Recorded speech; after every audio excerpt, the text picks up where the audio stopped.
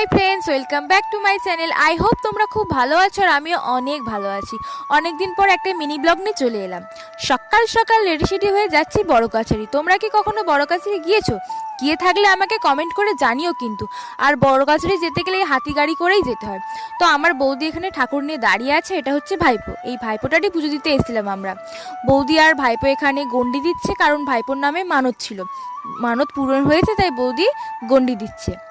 তো আমরা যাচ্ছি এবার পুজো দিতে। মন্দিরে এসে দেখি খুব ভিড় হয়েছে। বড় কাছারিতে শনিবার আর মঙ্গলবার করে বেশি ভিড় হয়, তাই জন্য আমরা বুধবার এসেছিলাম যাতে ভালো করে পুজো দিতে পারি। এদিকে এসে দেখি বুধবারও এত ভিড় হয়েছে।